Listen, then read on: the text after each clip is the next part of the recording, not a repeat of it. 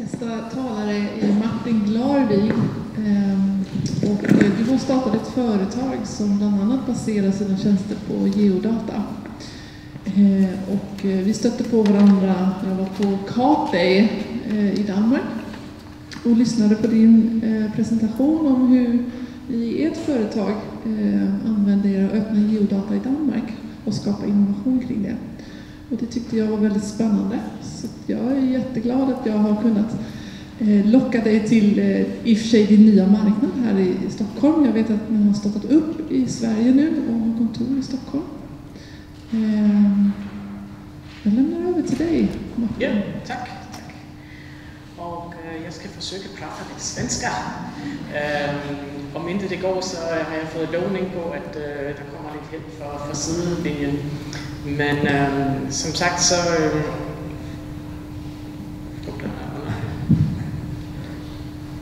Jag ska lige se, hur den funkar här. Funkar den här? Ja, så. Ja, lite om Geomatic. Geomatic är ett danskt bolag. Vi började i 2002. Faktisk på grund af de åbne geodata i Danmark. Og vi var det første bolag i Danmark, som började op med åbne geodata og fik en klar strategi om, at vi skulle jobbe med åbne geodata og udbredelsen af geodata. Vi har analys- og udviklingsafdeling i Danmark, og så har vi 5 konsulter her i Stockholm. Det var sådan, at Svenska Posten gik i en stor ophandling i 2012, og der gik vi ind og bød på Svenska Posten at bygge op et segmenteringsværktøj og distributionsværktøj for posten i Sverige, som vi redan havde bygget for posten i Danmark. Og der var mange af de store bolag i Sverige, som fik et lille chok for, at et lille dansk privat bolag kunne gå ind og vinde store posten i Sverige. Det havde man ikke tænkt på. Men det kunne vi, fordi Posten så, at vi havde en anden tilgang til at jobbe med geodata, end man traditionelt havde jobbet med i Sverige. De 5 konsulter i dag, 6 fra 1. januar, jobber inden bank, finans, forsikring, telco og energi er de store brancher. Som sagt, vi började i 2002. I 2001, der var det faktisk sådan, at i Danmark, der tog man et rask beslut og sagde, jamen efter den første PSI-direktivet for EU, så sagde man, jamen vi skal åbne op for geodata. Så Lantmäteriet eller Geodatastyrelsen i Danmark, de åbnede op en lang række data. Og det første, de gjorde, det var, at de sagde, alle adressdata og koordinater for kommunerne, dem giver vi bort. Dem lægger man ud på en distributionsserver på nettet, og så kan alle trække ned data. Det samme var gældende for fastighedsinformation. Der havde vi vores bygningsregister, vores fastighedsregister, statens det er takseringsværderegister, og vores planregister og matrikulære register. Så alt det blev åbnet op. Det blev åbnet op under en paraply, som man kalder OIS, offentlig informationsserver, hvor man så kan gå ud og trække ned og lade ned alle de her data. I 2013 der besluttede man så at åbne op for endnu flere geodata, og det var Lantmäteriet eller Geodatastyrelsen, som gik ud og åbnede op for samtlige geodata, som man havde. Det vil sige, det var digitale højdemodeller, det var alle matrikelkort, det var alle digitale kartværker i Danmark, som blev frit tilgængelige.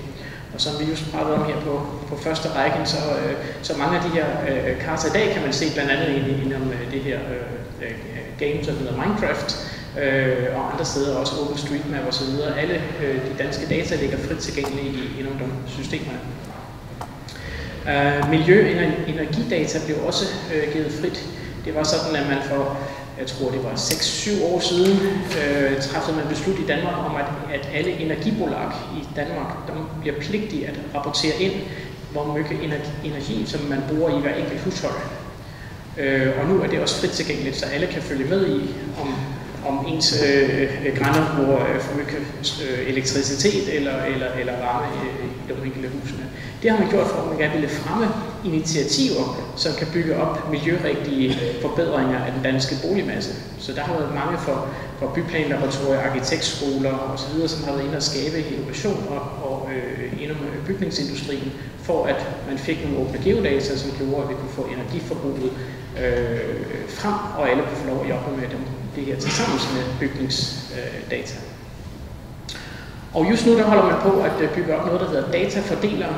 Datafordeleren er et stort, kæmpestort projekt i Danmark, hvor man samler ind alt offentlige data, og så udstiller man data via en portal, hvor der vil være webservices, som bliver driftet af staten, således at private virksomheder og det offentlige så klart kan partne op på de her datafordelere og gøre geokodninger og gøre adressesvæt, alle de funktioner, man kommer at ligge inden datafordeleren. Bolagsværket har også givet frit alle data, blandt andet ejerregister og alle audits og alle bolag i Danmark er frit tilgængelige nu også på nettet. Det er der mange, der har talt om, at det kanskje har været lidt farligt, for at så kan alle andre virksomheder, også uden for Danmark, jo gå ind og lure på danske virksomheder og tage frem cifre for virksomhederne. Men alle i Danmark er faktisk enige om, at det er en vældig bra idé, at det er kommet frem. Og det her med geodata og geoinformatik, som vi jo kalder det i geomatik, jamen det er vældig vigtigt, og det har et kæmpe samfundsnytte. Det vi kan se, det er, at når vi sætter private aktører og det offentlige til sammen, så sker der også kommer der en masse nye innovative løsninger. Og også at det skaber en samfundsnytte, hvor man kan hjælpe hverandre.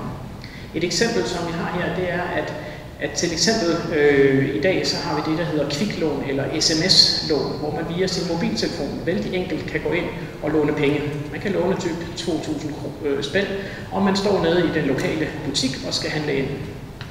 Det, som Rigspolitiet nu gør, det er, at hver gang at der finder en transaktion afsted via mobiltelefon, så bliver det logget hos Rigspolitiet. Og hvis de kan se, at der finder afsted for eksempel 2-3 transaktioner på samme lokation geografisk inden om 1 time, ja, der rykker ud en patruljevogn. Og der er det faktisk flere gange nu sket i Danmark, at man har kunnet snappe op forbrydere, som faktisk har stået og for pensionærer eller andre foran den lokale ICA, og så har de sagt, forlåt, kan jeg lige låne din mobil, det tager bare 1 minut, jeg skal lige ringe, og jeg skal lige sms'e en ven. Om jeg får, så får du typ 100 spænd, og så er du glad, og jeg er glad. Og så kan du faktisk på dem 1 minut gå ind og gøre et sms-lån, taste ind, hvilket kontonummer de skal føre over pengene, og så giver du tilbage telefonen til pensionæren, som så siger, fint, får 100 kroner, og først 1 måned eller 2 måneder efter, så dumper der en kassokrav til pensionæren om, at de her 2-3.000 kroner er blevet ført ud på en konto, som ikke dem har kontrol over.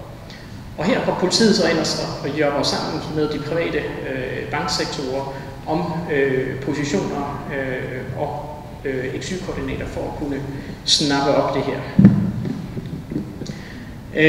Og åbne geodata, det bidrager jo vældig bredt i samfundet.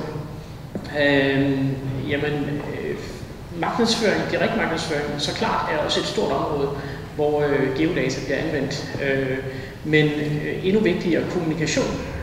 Og der har vi en masse eksempler på, hvordan også det offentlige og mange kommuner i Danmark nu begynder at jobbe med profileringer, med segmentering af deres borgere, for at kunne rette ind kommunikationen til de mulige segmenterne, så de bliver bedre på at kommunicere de budskaber, som man vil have ud.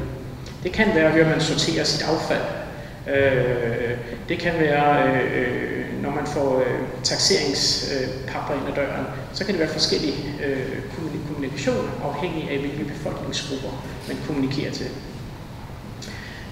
I det hele taget, så er geoinformatik, det er blevet, jeg vil sige, det har fået et kæmpe boost af åbne geodata i Danmark, efter at det er blevet givet frit.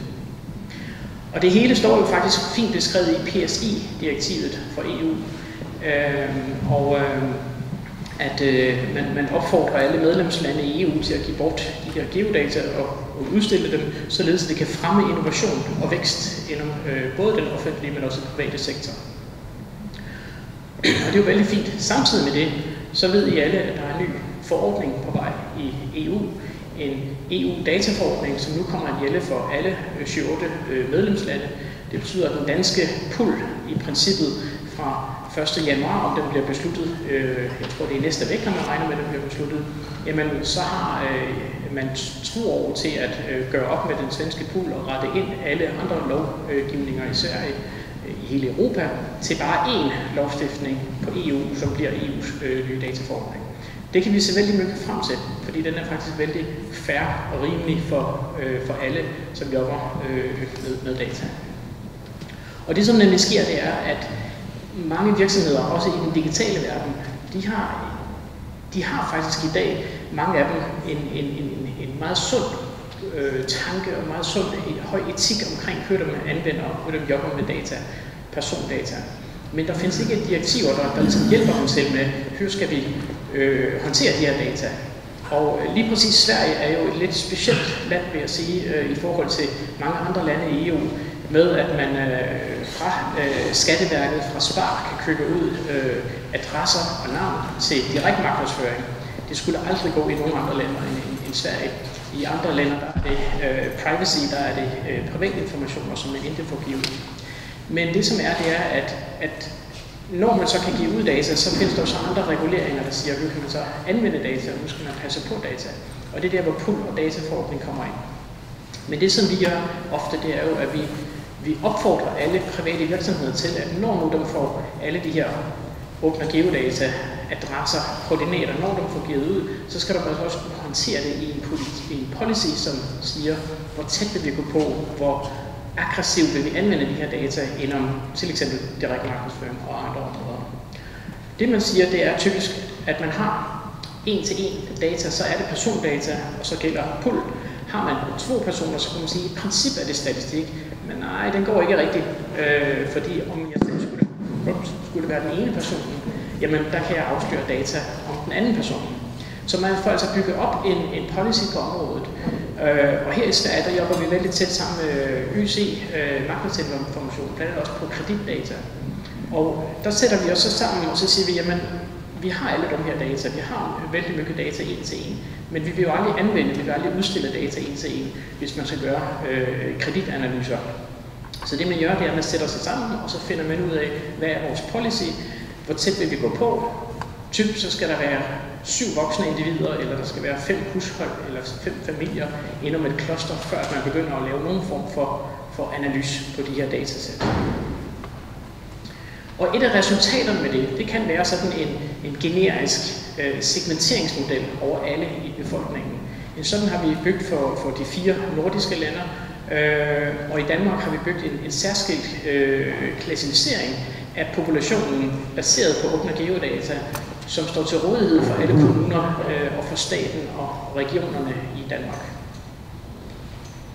Den kan man komme på karter, og så kan man se, om man er en F3'er eller en D1'er og holde op. I kender sikkert systemet Mosaic fra tidligere Experian. Det er lidt samme tankesæt, men her er den gjort lidt mere sådan, hvad skal vi sige, ikke så markedsorienteret, men mere orienteret mod den offentlige sektor for, hvordan man kommunicerer med borgerne. Jeg skal gå igennem et par eksempler og høre det her. De her klassificeringer har været anvendt i Danmark. Et af eksemplerne, det er blandt andet, at man i en kommune som Svendborg Kommune i Danmark, jamen der har man jobbet vældig mye med at kigge på, at man har 7 socialcentre, hvor man efter hvor mange medborgere der findes på hvert socialcenter, så deler man ud puljemidler, satsmidler til de enkelte centre. Men det som der jo ser, det er jo visse centre, der er populationen i det geografiske nærområde, de er mere udsatte socialt, og derfor så burde de jo få tilført flere penge i disse områder. Så noget så enkelt med at gå ind og lave fordeling af indsatsmidler i kommunal regi, kan altså ske ved, at man kender den målgruppe, man går ud og fordeler penge til. Og der er jo vældig mange kommuner, som ikke har den mulighed at samle op alle de her data og bringe dem i spil. Og derfor så kan man i stedet for gå ud og basere det på en mere generisk model, som den vi har bygget her. De politiske partier også jobber vældig mye med det her. I har sikkert hørt om politisk markedsføring, specielt i USA, hvor Obama gjorde vældig mye, men i Danmark der bruger vi altså også vældig meget data til at gøre politisk markedsføring. Det kan være i forbindelse med borgermøder, altså hvor man inviterer ind til høringer omkring, det kan være noget lokal byudvikling, noget hvor man inviterer ind mennesker. Så når man inviterer ind, så får man også en idé om, hvilke mennesker er det, som sidder i forummet. Hvem er det, jeg prater med? Hvad er det? Hvordan skal jeg lægge min kommunikation, for at vi får den bedste dialog omkring de her byprojekter, som man tænker at etablere. Et eksempel på det er trafikbolag. Samtlige trafikbolag i Danmark jobber med optimering af deres trafikruter ud fra hvilke typer af mennesker, som bor i de ulike områderne.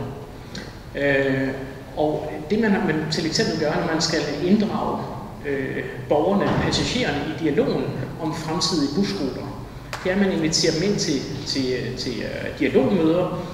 Og det vi gjorde i et eksempel her, det var, at I kan se på skærmen her, så har vi karter op her. Vi har printet ud karter på alle bordene rundt omkring. Og så får borgerne simpelthen en masse snor. Og hver meter snor symboliserer buslinjer. Så de får altså 10 meter snor, som er ekspresbus, og 5 meter, som er lokalbusser. Og så får de en masse stifter. Og så får vi dem til at sidde omkring de her karter og planere ind. Men det, som vi kan gøre oven på de her karterne, det er, at vi kan jo lægge temaer ind på karterne, så det er ægte gis, det her. Men taget ned på et niveau, hvor man kan få borgerne inddraget, hvor man kan få en god dialog og lave det, som de synes, at de føler sig engageret i, og man kan samtidig få en god argumentation for, hvorfor buslinjerne skal køre, som de gør. Det kan være bosætningsstrategier, byplanlægning i det hele taget, byanalyser. Det kan være målgruppeanalyser. Vi har jobbet vældig mye med igen udsatte barnfamilier, og det at lave rekrutteringer af fosterfamilier til at tage hånd om det her barn. Hvor finder man fosterfamilierne? Hvor finder man barnene? Hvilke fosterfamilier og hvilke barn passer i håb? Så gør vi matchningsanalyser for at finde ud af, hvordan kan vi få matchet op dem her, som altså sker digitalt og ikke nødvendigvis altid med, at der skal en sagsbehandler ind og sidde og lave en personlig vurdering i alle sagerne. En anden ting, det er fastighedsvurdering i Danmark, takseringsværde, og det kom efter Basel-reglerne oven på finanskrisen, som vi jo i Danmark var vældig berørt af. Der blev det pålagt alle bankerne, at de hver måned skal de gå ud og lave vurderinger af alt, hvad de har i udlån, altså lånt ud i fastigheder. Her bruger vi geodata i stor stil, fordi vi har bygget en takseringsmodel nu, en fastighedstakseringsmodel, som er baseret blandt andet på digitale højdemodeller. Så vi simpelthen går ud for hver enkelt punkt i hver enkelt bolig, og så beregner vi sigtelinjer ud og ser, hvor meget vand kan de se, hvor meget natur kan de se, eller titter man ret ind på en anden bygning. Alle de parametre, alle de variable indgår i takseringsværdet. Og det gør, at når vi sammenligner i dag med den gamle model, som kom fra Skatteverket, og så den nye model, som Skatteverket gør, så kan I se, at den er blevet vældig mere fair model end den takseringsmodel, som man havde før man fik brugt med geodata.